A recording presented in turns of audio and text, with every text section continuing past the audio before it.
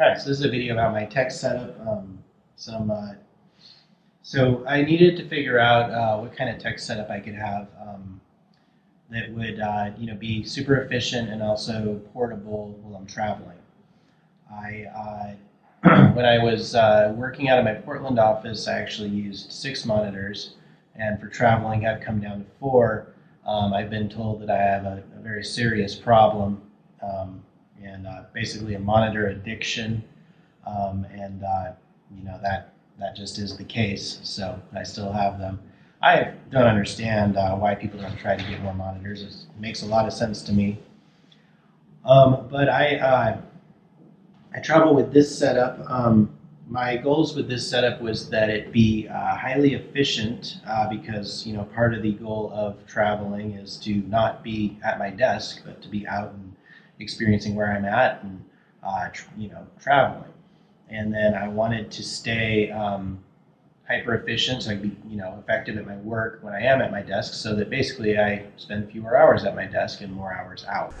So I run a 15-inch MacBook, and that is where the bulk of the work happens.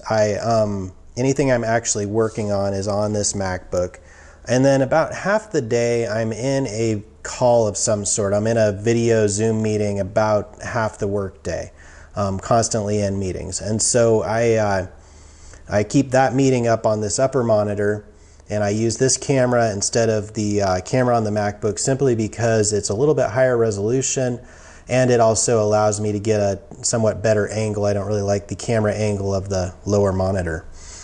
And then I have a screen over here to the right where I clock my time, where I keep tabs on my calendar, and my current to-do list is on the left. And then on the right I have 3 notes that are constantly open, which are the one is just my working through the day notes, what I'm working on currently.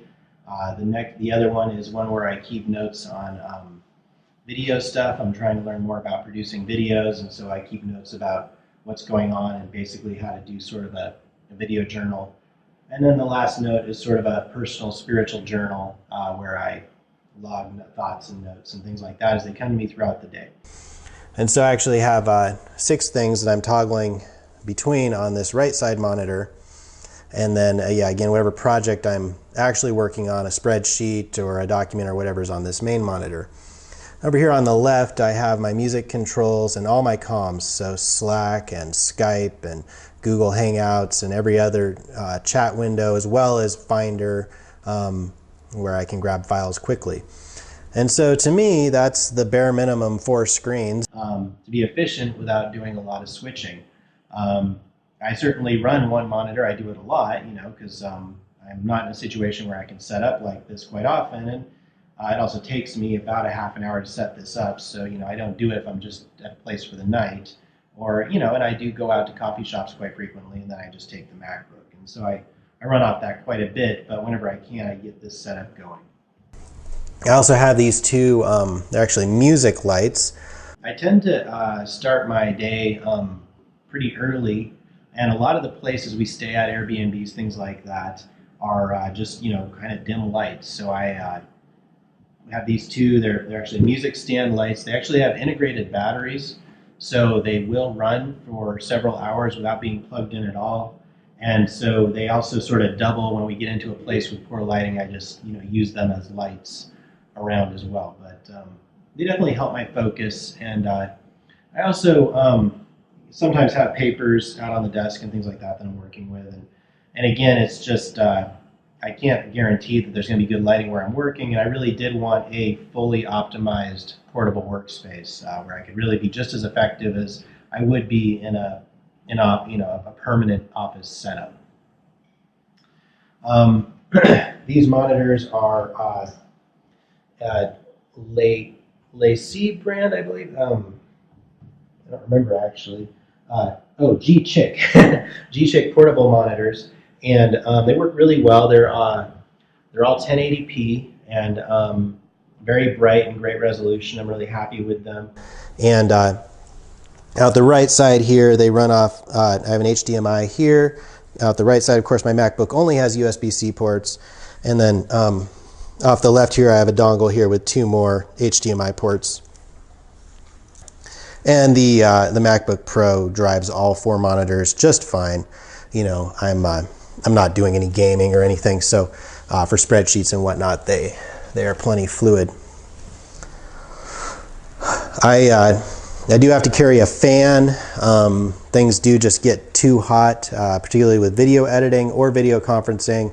And so I find that if I just blow the air through the back here, it keeps everything cool. So all the gear packs into this suitcase. And this is a pretty industrial suitcase. It's aluminum, it's waterproof, and that way I'm able to pack all my gear in a carry-on, so I'm not checking it, and it's all with me and so forth.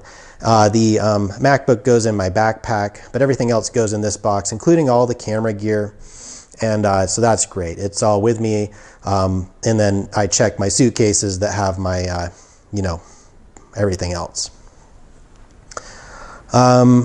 Cable-wise, not too interesting, but I use a lot of USB charging aggregators instead of having individual adapters. That's more efficient. This is powering all the monitors.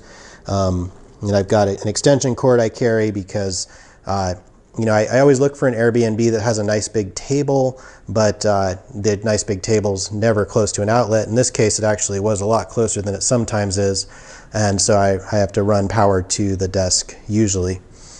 I do travel with 2 Sonos, I believe they're the Sonos One speakers, and we also carry an Orbi router. And that's great for 2 reasons. One is that when you have a router that you carry with you, then you don't have to pair all your devices to Wi-Fi as soon as you get to the place. And then the other thing I've noticed is that the routers you find in Airbnbs frequently are just very low powered to the point that the bottleneck on your internet can be the router ahead of the actual internet. So we carry our own router and we plug it in, and we're up and running immediately, and so that's great. Camera gear, the drone, as well as my laptop and my basic accessories for functioning. When I fly, this goes in a checked suitcase, and it serves as a great place to keep my Sonos speakers and my router and some other stuff that's still somewhat fragile, somewhat protected.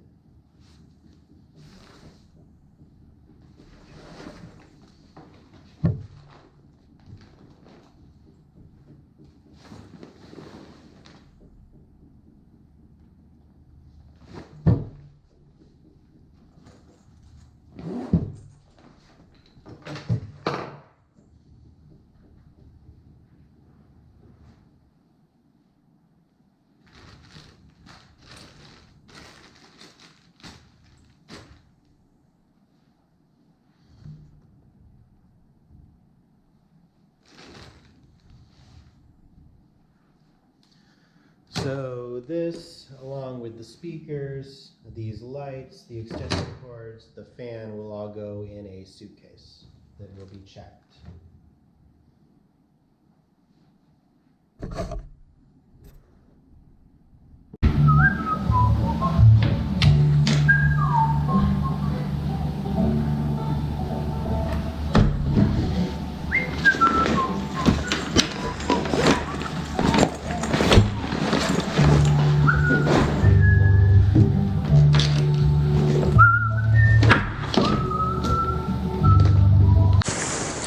So this is a Knomo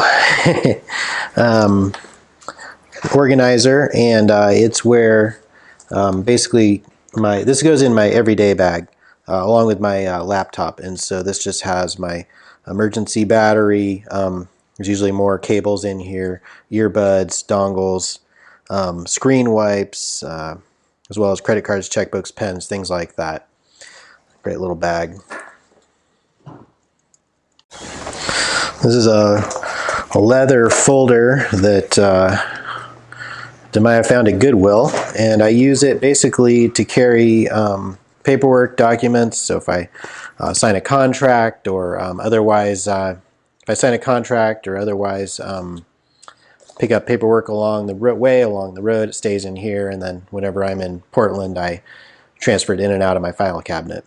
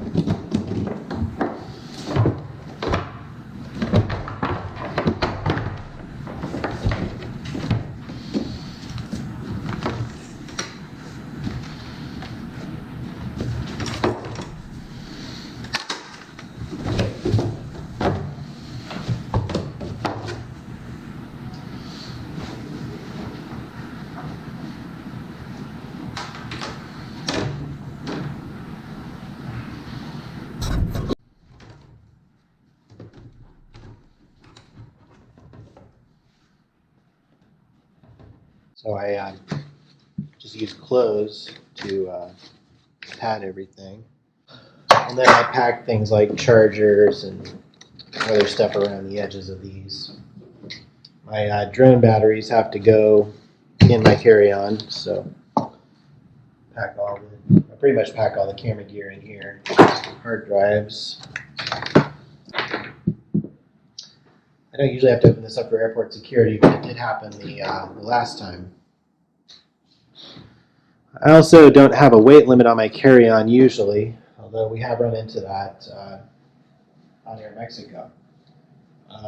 And so I do tend to pack it with my heaviest stuff, simply because I don't. My checked bags, of course, have a weight limit on them.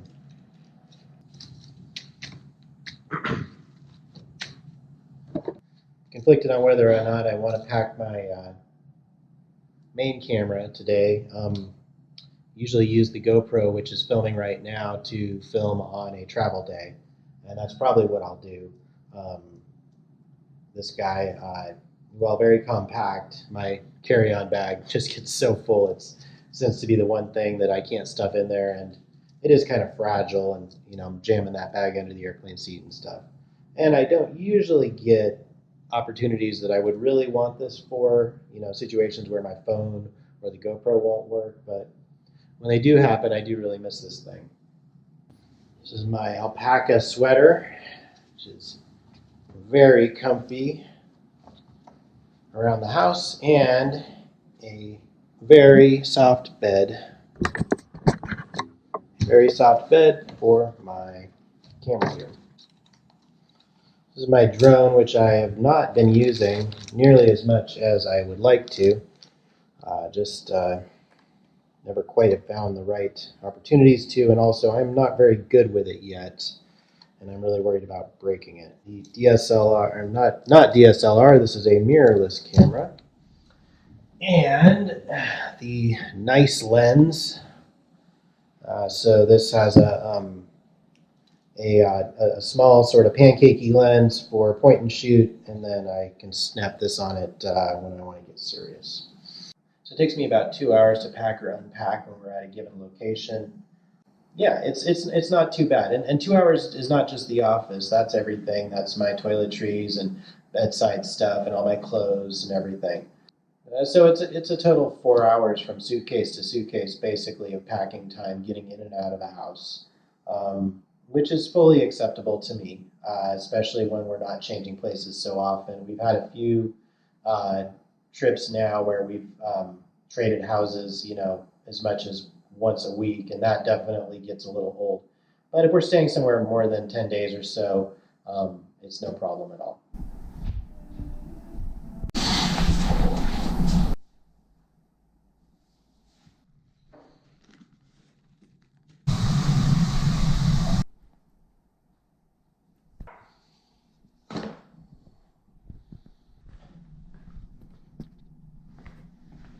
Smash cut to, I am now set up in Costa Rica. Here's all the gear laid out. One other thing that I forgot to talk about is I use an application called Speedify, which is both a VPN that allows me to keep my internet location in the US, which is great for banking and other sites, as well as add some security. And then I also run a second Wi-Fi adapter. And so I have two Wi-Fi connections on my Mac, and Speedify actually bonds those connections into one connection, and so that allows me to double my speed.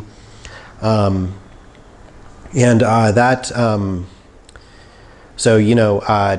are certainly situations where I will join both the Airbnb Wi-Fi and tether to my phone at the same time just to get enough speed to do video calling and things like that. I only have to use that about a quarter of the time, but when I do have to, it's a real lifesaver. Then here's the router I travel with. It is large. I would like to find a smaller one, but it's really effective. It really broadcasts great Wi-Fi. And yeah, one of the very first things I ever do when we get into a new Airbnb is I plug this thing in and I jack it into whatever router they have on premises, and I just never even join the Wi-Fi provided with the facility.